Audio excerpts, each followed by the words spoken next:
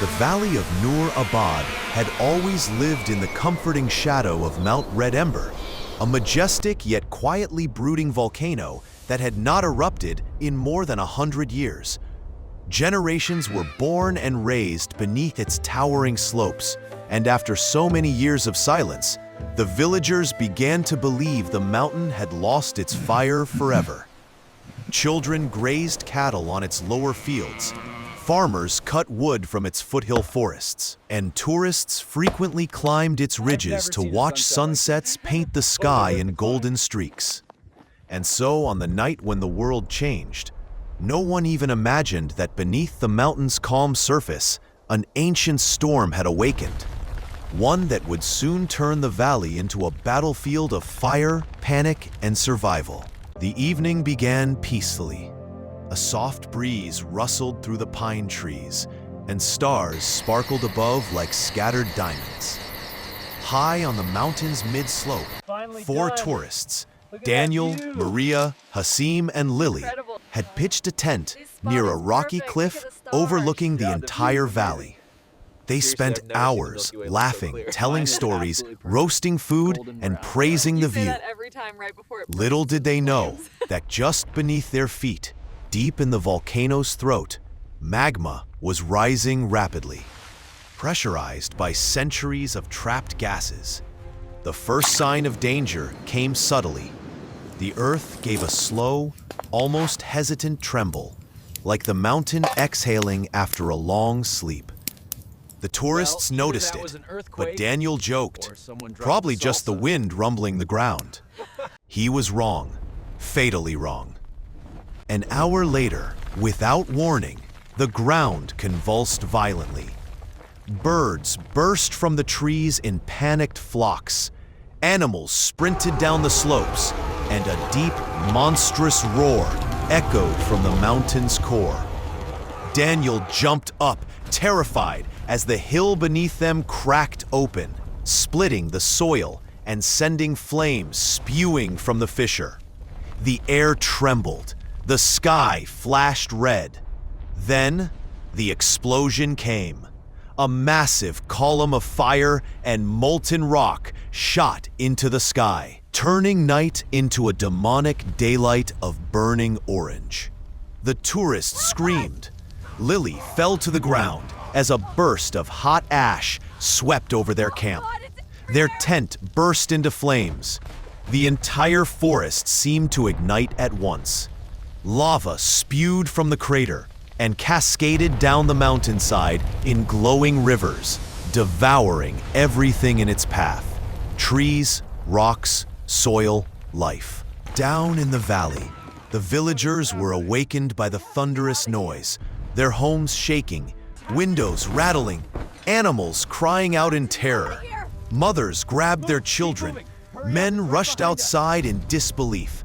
The peaceful mountain that had guarded their homes for generations had erupted like a furious beast. A bright red plume of lava sprayed into the sky, illuminating the valley like a burning lantern. Fireballs shot out like meteors. Trees burst into flames spontaneously. Ash rained down like black snow. Panicked shouts echoed as people rushed to gather their families and flee to safer grounds.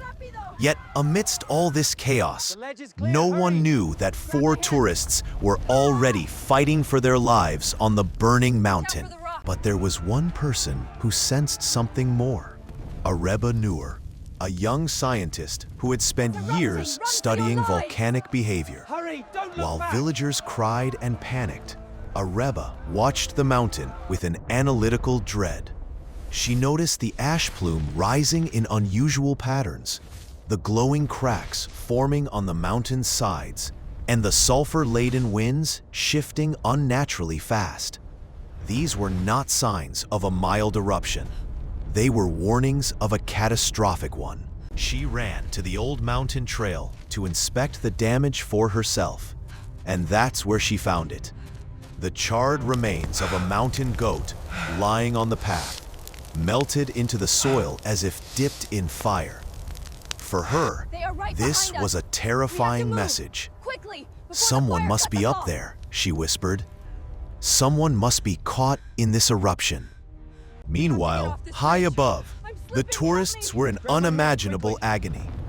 Maria's leg was severely burned, Daniel's arm had deep cuts, and Lily struggled to breathe through the thick ash clouds. Every step they took sank into hot soil. Each breath felt like swallowing embers. The sky was an inferno. The air tasted metallic. Their phones barely worked, yet Daniel managed to send one final desperate voice message to the emergency line. "We're trapped. Fire everywhere. We can't. Help us, please." Then the signal collapsed as the heat damaged the towers. That broken message was enough to alert the authorities, and within hours, the elite rescue force 417 was deployed. Commander Fahad Khan, experienced yet visibly worried, led the team.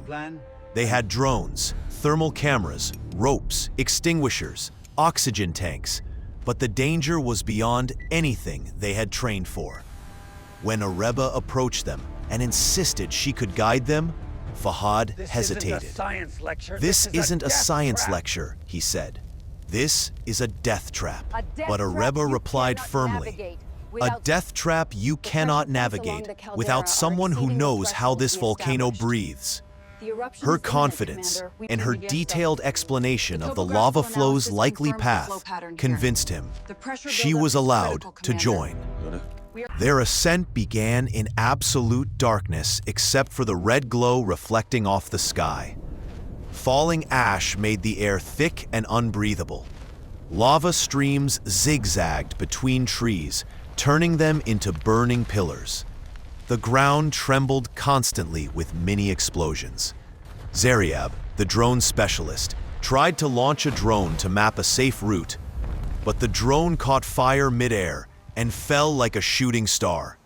The team pushed forward, stepping carefully on unstable rocks that shifted beneath their feet as the volcano roared. Areba led them with unwavering determination, pointing toward safe paths, warning of unstable slopes, recognizing signs of upcoming lava bursts before they happened. Fahad and the others were stunned. She wasn't just a scientist. She understood the volcano like a living creature. Hours passed before they finally heard faint cries. They ran toward the sound and found the tourists huddled behind a burnt log, coughing, crying, choking, and trembling. Their faces were black with soot, their clothes torn, their bodies burned. Maria fell unconscious as soon as she saw the rescue team. Lily broke down crying. Daniel, though badly injured, tried to help his friends stand. The rescue team immediately began first aid, giving oxygen, wrapping burns, lifting the victims onto stretchers. But the danger was far from over. Suddenly, the ground beneath them shook violently again, this time worse than before. A thunderous boom echoed as a new fissure ripped open above them, releasing a massive wave of lava that began rolling down the slope like a fiery tsunami. Commander Fahad shouted, "We're out of time! Move!" The team ran like their lives depended on each second, because they did.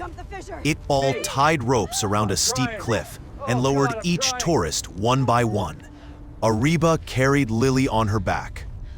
Stumbling, coughing, but refusing to stop, lava crept closer, glowing brighter, crackling loudly like boiling iron. Just as the last tourist descended, the entire ledge behind them collapsed into the lava. The team, breathless and exhausted, collapsed onto the safe ridge below. But the mission wasn't over. They still had to escape the mountain.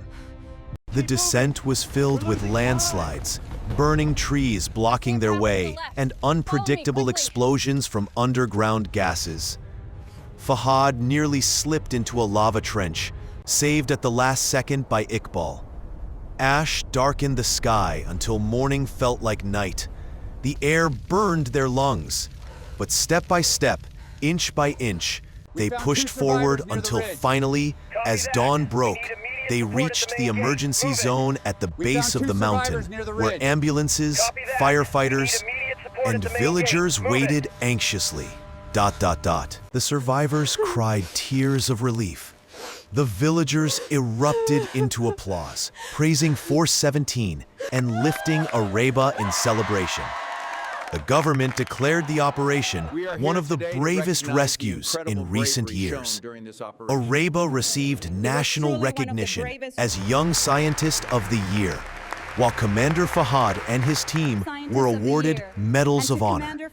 But above all, the Valley of Noorabad learned a profound lesson: that nature's fury may be unstoppable, but human courage, knowledge, unity, and resilience can create hope even when the world burns.